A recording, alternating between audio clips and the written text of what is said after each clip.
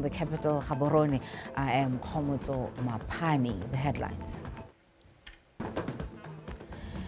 President Duma Boko sworn in the first batch of 6 ministers and 2 assistant ministers.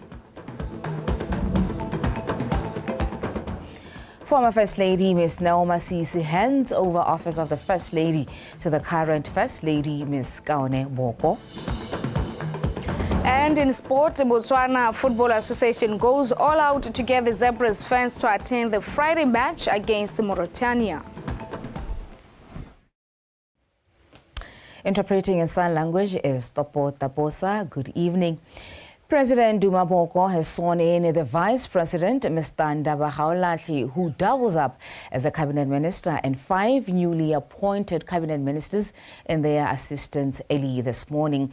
Taking oath of office alongside the Vice President were Minister of Health, Dr. Stephen Modise, his assistant, Lawrence Okedidze, Assistant Minister of the newly established Ministry of Child Welfare and Basic Education, Nono Kafela Mukoka, the Minister of Lands and Agriculture, Dr. Marcus Chibombi, and his assistant, Dr. Edwin Dikoloti, Ms. Lesego Chombo as Minister of Youth and Gender Affairs, as well as Minister of International Relations, Dr. Penyo Butale.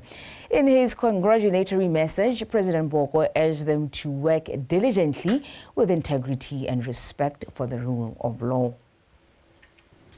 You carry on your shoulders a heavy responsibility of meeting and satisfying the expectations of people who are yearning for change, yearning for appreciation, yearning for recognition by their country, yearning for a leadership that serves them and serves them wholly, with the deepest commitment, the deepest understanding. You will conduct yourselves at all times in accordance with the Constitution and the laws of this republic and the highest ethical and moral standards. You dare not fail. You dare not disappoint. You dare not desecrate the values enshrined in our Constitution. The former First Lady, Ms. Naoma Sisi, today handed over office of the First Lady facilities to the current First Lady, Ms. Kaone Boko. The handing over comes a few days after President Duma Boko was sworn in as the 6th President of the Republic, a presidential oath that also ushered in Ms. Kaone Boko as the First Lady of the Republic of Botswana. Ms. Masisi, who assumed the role in 2018, has been instrumental in women empowerment advocacy, the fight against gender-based violence, as well as the spread of HIV and AIDS in the country. The First Lady, Ms. Kaone Boko, who is also a lawyer by profession, is expected to use her new position and role to address pressing national issues and influence positive change, especially regarding education, youth unemployment, economic diversification, and women's rights. 80 paintings crafted by the Standard 3 learners of Bentama Primary School will feature in the art galleries of Japan, showcasing the country's lifestyle and traditions, courtesy of the Japanese Embassy through the annual Art and Cultural Exchange Program. This was said at the 11th Annual Art Exchange Program with Japan's Chigasaki Primary School from Yokohama City.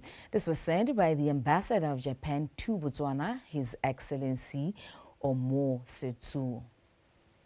This year, the exhibition has a display of 170 paintings from Shigasaki Primary School in Japan and 80 paintings from Bentama Primary School. The paintings from Botswana will be sent to Japan after the exhibition for students there to appreciate and learn about the culture and lives of their counterparts from Bentama Primary. In 2014, the children's painting exchange started. and more than 1,000 paintings have traveled back and forth over the years. This project has provided precious opportunities for children in both countries to develop their capacity to introduce their culture and promote human exchange and interactions among children of the same generation in their country. As Bentema Primary School, we have been doing this, just taking it very light, it's just sharing of pictures, but it's not, according to the ambassador, it's not. So I am promising them that we are going to continue this relationship, and we will even improve it as time goes on. From Benthama Primary, hope students in Japan will love the paintings and learn more about Botswana. Art is about a game reserve we once went to with my family, and it was fun. We went there for vacation so that we can go somewhere because we could not stay at home. And the reason why I drew this is because I wanted to remember that I went to the game reserve. This is a Setswana house. In English, it's called a hut. It's made out of soil, cow dung, and grass. Grass is the roof, and it also has wood for supporters so that the grass does not fall. The thing that inspired me to draw this is my home village, where my great-grandmother stays. There are a lot of these houses. I like this picture because it has beautiful leaves and it's in a nice spring place. And it's a beautiful day. The exhibition will be open to the public from Wednesday to Saturday this week in Gaborone at the National Museum Art Gallery. BTV News, Gaborone.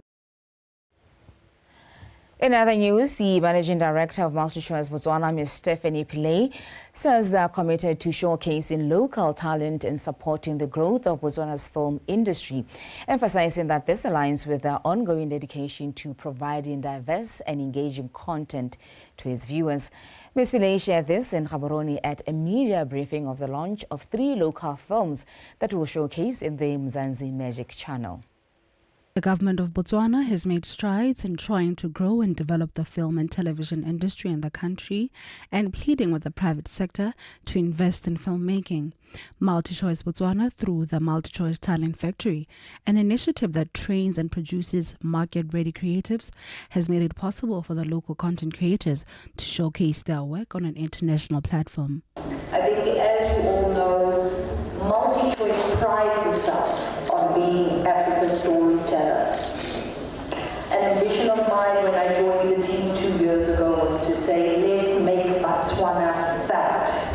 We want people to see our faces on screens. We want our content to be consumed globally. Investment in local content, and ultimately this ensures that we have a sustainable pipeline of creatives in the industry.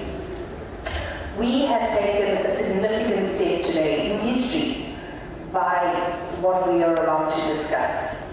We have the films, which are a testament to local creatives in Botswana. It shows the incredible talent we have, and it shows the passion that we have in our country. So please let us celebrate ourselves, believe in ourselves. We have done it. We have ended we have ended our strikes. Yes. So please it's only us who will make Botswana stories be known, for us to be known as also right participant in the global space. So thank you, the media. Directors from the films expressed gratitude, explaining that the showcase is a step into the right direction. Huge thank you to DSTV Botswana, to DSTV as a group continentally. I think one thing that we've failed to do consistently is invest in our storytelling. We were just having some of these conversations offline, and I think the space of film, really requires us to build muscle. I'd like to take this moment to thank MultiChoice. Botswana, especially, we're always in Timbi's emails. Thank you so much for being patient with us. And I hope that this is something that you'll all be proud of, because we really wanted to tell our own stories and apply everything that you've invested in us. So thank you so much.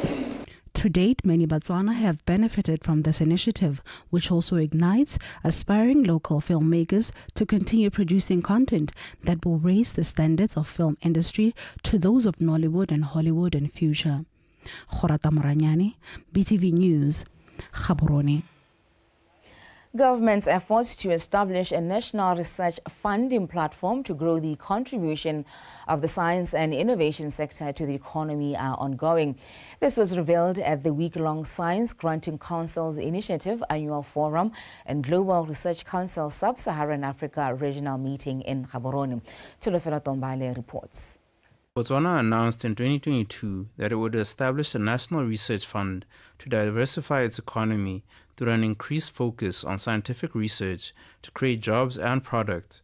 It affirmed that this week's Science Granting Council's Initiative Annual Forum and Global Research Council Sub-Saharan Africa Regional Meeting that those plans are still underway and that it is leveraging on the initiative for technical assistance to improve funding for those efforts. Botswana's hosting of this forum is testament of our commitment to support research, science, technology, and innovation. The RSTI landscape in Botswana is emerging as a paragon of excellence and a pathway towards socio-economic growth. As a tacit acknowledgement of the pivotal role that RSTI plays in national development, the Botswana government is establishing a national research funding platform. Therefore, the establishment of the National Research Fund is well underway.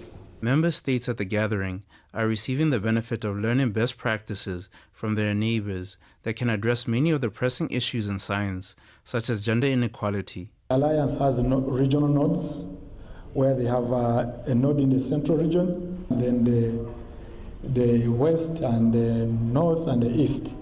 And the research institutions in these regions, they are represented by, each is represented by the representative nominated by the university into this alliance, and then this alliance sits down and does analysis of issues to do with gender and inclusivity, and then they can draw up plans and programs. We consider gender as one of the criteria for funding at COSTECH, so we revised our research and grants manual in 2022 to incorporate these changes, and also we've managed to issue call in 2024, and we see the positive change. Such initiatives foster stronger collaboration among African states with a view to elevate their technology and research to the heights reached by developed nations. Solofala Tombale, BTV News, Gaborone.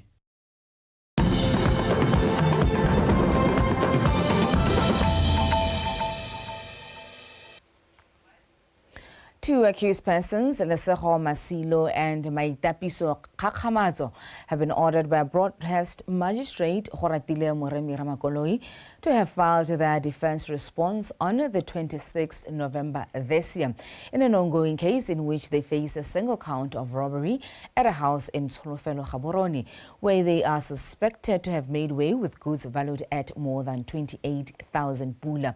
Ungutule Tamageng reports.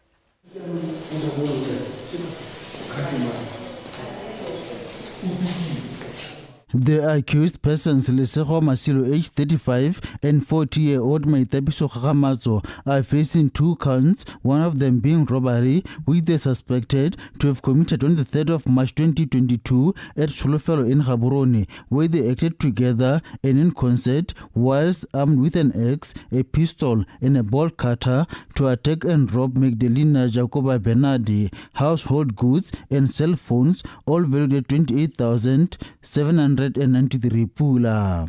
The accused persons are also facing a count they are suspected to have committed on the same day, where they are said to have acted again together and in concert by pulling a minor child's pants down and threatening to have sexual intercourse with her in front of her parents. The state prosecutor Selezo Okedidze informed the court that they managed to file the state case yesterday. The two accused persons requested the court to give them time to familiarize themselves with the state submissions and respond accordingly. The case will come before court on the 26th of November this year, where it is expected of the accused to have responded to the state submission. The accused were further remanded in custody. The accused persons also have an ongoing case before a different court in which they are accused of robbery in SADC offices in Gaborone and Midway with laptops, among others.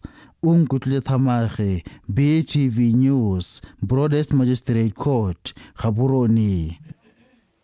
In Shakawe, police are investigating police are investigating a suicide incident whereby a young man of 30 years from Ndundu ward in Shakawe shot himself in the early hours of Thursday morning last week. This was confirmed by the station commander, Assistant Superintendent Babinang Banohi, who indicated that they have recorded several suicide cases in the past, but the use of a gun to end one's life is a rarity. Tiny Sugudu reports. A report from a relative who stated they heard gunshots from the house had police rushing to the scene to investigate this incident. The deceased was found in a pool of blood and was rushed to the JP Kavindama Hospital, where he was certified dead on arrival. Further questioning of the deceased relative by the police revealed the gentleman did not show any unusual behavior days before committing suicide. Around 6:30, I received a report. On the 7th of this month, around 6:30 in the morning, we received a report from one of the residents of Ndundu ward that they heard a gunshot of which they suspect someone had committed suicide. The police rushed to the scene and went straight where the gunshots came from and found the gentleman in a pool of blood. He was then rushed to JP Kavindama Hospital, where he was certified dead. He never left any note or did not show any unusual behavior days before committing suicide.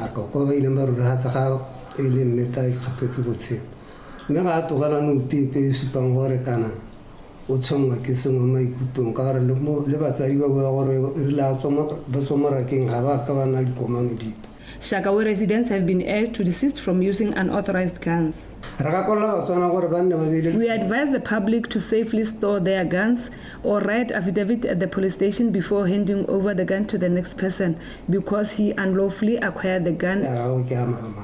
The public is informed to acquire gun licenses and follow the right procedures in order to own guns lawfully, as being found in possession of unauthorized guns is a criminal offense. Taini Tugudu, BTV News, Shakawe.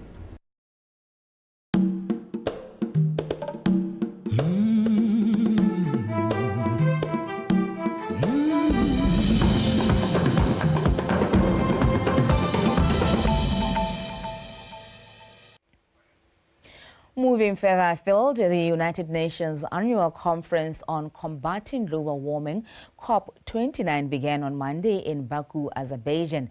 Every year, countries who have joined the United Nations Framework Convention on Climate Change, UNFCCC, meet to measure progress and negotiate multilateral responses to climate change. This year's convention is expected to focus on finance for countries to present updates on national climate action plans under the Paris Agreement, which must limit global warming to 1.5 degrees Celsius above pre-industrial levels. The conference will conclude on the 22nd of November. However, according to reports, various stakeholders have criticized the chosen host of the conference, Azerbaijan, citing its human rights violations and detention of climate change activists. Azerbaijan is also a country where oil and gas account for about 90% of its export revenues and over half its budget. Over 32,000 people have registered to attend COP29. Prime Minister of Mauritius, Mr. Pravind Jugnauth, has accepted the defeat of his coalition party in the recent parliamentary elections. He said the population has decided to elect another team. Jugnauth was seeking another 5-year term, but opposition leader Mr. Naveen Ramgoolan will be taking over the reins. And finally, breakaway region of Somalia, Somaliland, is set to hold its general election on Wednesday since its postponement in 2022. 3 candidates are currently vying for the presidency, with the main issue for the candidates being to boost economic growth and gain international recognition, which the region has struggled with since breaking away from Somalia in 1991. In a population of 4.5 million people, 1 million have registered to vote. Somaliland declared independence after the overthrowing of Somali military ruler in 1991. Observers say Somaliland has some achievements in its belt, such as preventing militant Islamist groups like Al-Shabaab. It's also said that without international recognition, the region has managed to create one of the most inclusive multi-party democratic systems in East Africa since it declared independence. These elections will be the 4th conducted in the region. Yes, we are sending a message to the international community to give us recognition. Somaliland is a full functioning government. It has political parties. It has currencies. It's different from Somalia. It has stability. It's a democratic country. Analysts pinpoint the vast contrast between running candidates. On the issue, for example, on dialogue with Somalia, the current government rejects it. The opposition think it's important to engage a dialogue with Somalia. So one of them thinks it's more on confrontation policy. One of them thinks more is dialogue. That is one issue. The other issue is the MOU that Somalia signed with Ethiopia. Earlier this year, Ethiopia signed a deal with Somaliland to lease its coastline in order to recognize it as a country. This is said to be a move to gain international recognition. Is a big deal, not just for Somaliland, but for the region as a whole. But now the agreement that is tabled with Somaliland also goes beyond the economic aspect of it and also includes some military kind of element as well. The Red Sea maritime space is a very critical water space, not just for this region, but globally, right? These elections comes amid heightened tensions between Ethiopia and Somalia over the land deal. Somalia still recognizes Somaliland as part of its territory. It views this deal as a violation of its sovereignty and territorial integrity. Laonele Hwale, BTV News. Up next is sport with Jose Hongwe.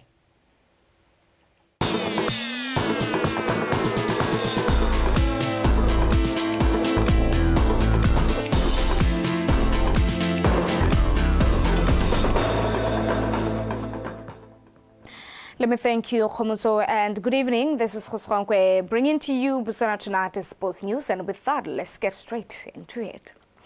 Volleyball sensation Tracy Chaba is now a Spiking Stars volleyball club player after saying her goodbyes to Kutlano Volleyball Club, where she played for 18 years. The 32-year-old seasoned attacker joined the Stars during this year's Botswana Volleyball League transfer window, which closed 2 weeks ago. Katlego Khakule has more details. Chaba says one of the reasons she left Kutlano for Stars was that she wanted a new environment with different players, so as to extend her experience to other volleyball clubs and share skills with other players out there. The first team that I played for go Algeria and the club championship under Kutlano Volleyball Club Madagascar. I was developed locally by Kutlano and also experienced club championships still under Kutlano. Even when I retire, I'm hoping to go back to them as a coach to give back to them as a way of thanking them for their generosity. Teamwork, get the athletes commission, under Kutlano, get professional, under Kutlano, get national team under Kutlwano. Tracy Chaba, who was scouted by Kutlwano as a 16-year-old student at Setlalekhose Junior School in Francistown and is the only local player who have plied her trade outside the country, says in her last 3 years as an active player, she wants to motivate players at Spiking Stars and help them achieve their dreams of qualifying for this year's Zone 6 championships built for next month. I felt like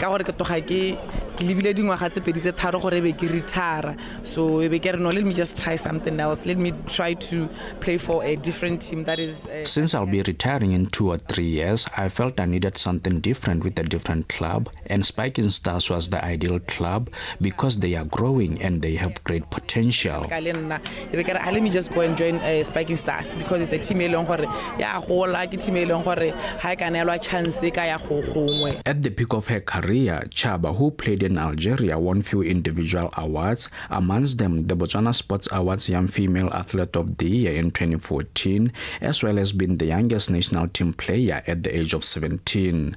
Chaba, who has been training with Spiking Stars for 2 weeks now, is expected to stay at Stars for 3 years before calling it a day.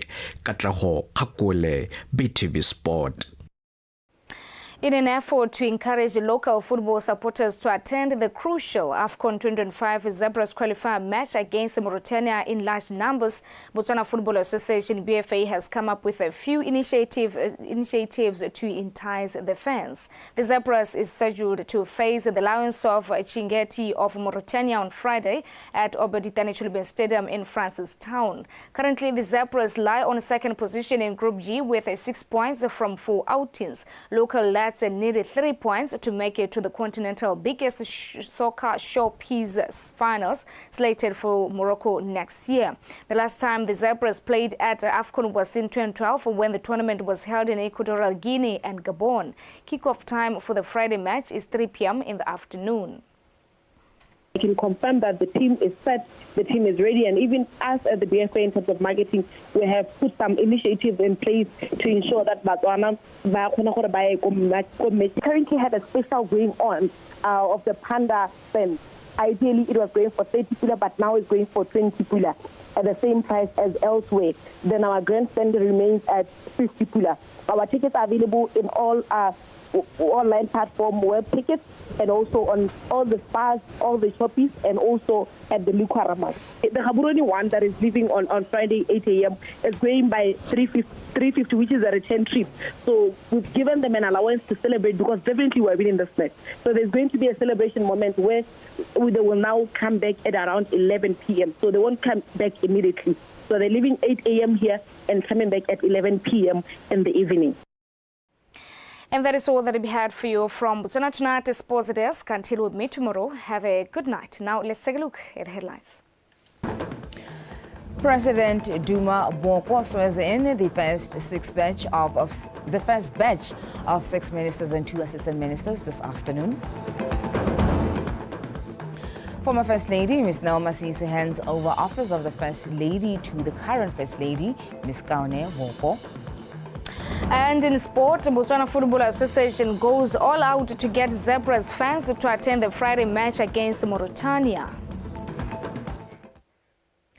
Hosohonkwe bringing us to the end of our 9 o'clock news bulletin this evening. Interpreting in sign language was Topo Taposa. Up next is the weather update.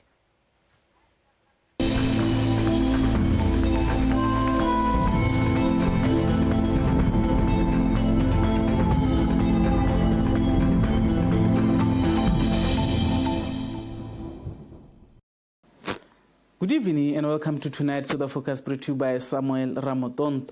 We had some rainfall activities yesterday in some areas of the country, and the following are some of the amounts that were recorded this morning at 8 o'clock. 50 millimeters at Hakatla Primary School, 39 at Ralekheto Primary School, 36 at Joanna Park and Kwe Primary School, 35 at Silseted Garden, 34 at Moshupa Rural Administration Center, 30 at Lokwem Border Gate, 29 at Otse Crops Production Office, 25 at Manyela No Game Reserve, 24 at Mambo Primary School, 24 at Kumakwani Primary School, 22 at Mahalape Med Station, 21 at Khosi Primary School, 20 at Motsagale Tau Primary School, 19 at Ramotswa Police, 18 at ke tshwere Bothata Primary School, 17 at Marama Junior Secondary School, 17 at Molepolle Prison, 16 at Masunga Primary School, 16 at Metsemansu Primary School, 15 at Raditladi Primary School, 14 at Puduhudu Wildlife Camp, 13 at Mabalani Primary School, 12 at Mukobakani Primary School, 12 at Jagalas number 2 Primary School, 11 at Juane Med Station, 10 at Serenani Primary School, 9 at Sesrkama International Airport, 9 at Juani Primary School, 7 at Borolum Primary School, 7 at Kakao Primary School, 6 at Letlhakane Med Station, 5 at Francetown Rural Training Center, 4 at Tirelo Primary School, 3 at Jamataka Primary School, 2 at PG Matante International Airport and Mau International Airport, 1 at Duku Junior Secondary School, Gudop Med Station, Dukunye Primary School, Sua Med Station, and Sua Junior Secondary School. Well, the current satellite picture shows clouds are visible over most areas of the country, and this blue color shows developing thunderstorms, which may possibly thunder or shower tonight over some areas of the country. Tomorrow, we're expecting partly cloudy conditions over the entire country, with possibility of isolated thunder showers over some areas of southern southeast Gauteng, central northeast, Chobe, Ngamiland, and Gainzi. In the morning, warm temperatures are expected over most areas of the country, with minimums ranging from 16 to 19 degrees Celsius, but over Chobe and Ngamiland, we're expecting hot temperatures in the morning with minimums of 20 degrees Celsius in most areas. In the afternoon, hot temperatures are expected over Kalahari with maximums of 33 to 35 degrees Celsius, while over other areas of the country, we're expecting warm temperatures in the afternoon with the maximums ranging from 30 to about 32 degrees Celsius. Now, as for some cities in southern Africa, showers are expected over Manzini and Gqeberha, but over Maseru, Johannesburg, and Cape Town are expecting partly cloudy conditions, and few pairs of clouds are expected to be visible over Upington. Few pairs of clouds are also expected over Antananarivo, but over Beira, Harare, and Lusaka, we're expecting some showers, and clear skies are expected over Windhoek. Showers are also expected over Dar es Salaam, Blantyre, Luanda, and Kinshasa. Well, that's what the forecast. Have yourself a good night.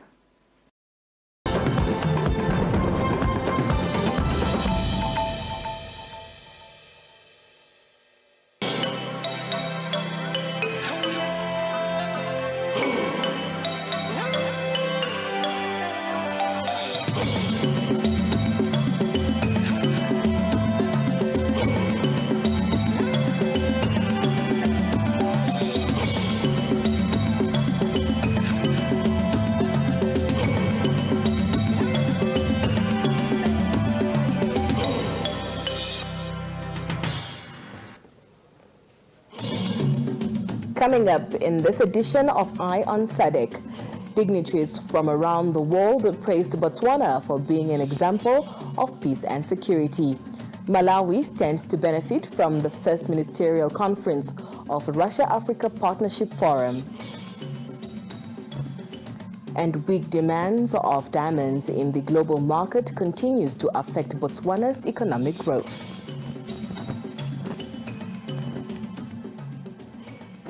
Good afternoon, I'm Depewa Mbambi coming to you from Namibia's capital, Windhoek, and welcome to Eye on SADC, your source for the latest regional news from the Southern African Development Community. Now, leading the bulletin, various dignitaries from around the world who were attending the ceremonial inauguration of the 6th President of Botswana, Mr. Duma Boko, have praised the country for being an example of peace, security, and a mature democracy, noting that these are the principles that African countries can learn from and apply going forward.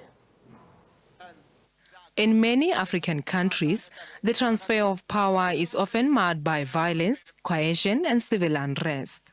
Botswana's seamless transfer of power between President Duma Boko of the UDC and the former President Dr. Mokgweetsi Masisi of the BDP illustrates that it is possible to achieve peaceful transition of power through dialogue and respect for the rule of law. We are one nation. We are one family. And democracy is about taking turns. It's your turn today, it's another's turn tomorrow. We must not be vindictive. We must not be pursuing each other. Even former presidents must be honored and respected. We have been with President Boko in setbacks, in victory. And the reason is that we believe that Africa needs a new leadership, a new heart set in leadership. We must reach out to build our continent and to make continent of Africa one of the best in the world. And we can do it. Let us work for our country with our hearts and souls and provide the best service for all of our people in unity and in love. This country has been placed on your shoulders. The young generation's future is your responsibility. It is upon you to take a decision and commit to it, that you are going to work hard together with all concerned parties to resuscitate the economy of this country. Some are highly optimistic about the administration of President Boko, who is a human rights lawyer. 2009 was the first time that I came to Botswana to meet a friend who was fighting for the rights of people in the Kalahari to get clean water. A lawyer that was doing all of this work pro bono. And he needed support.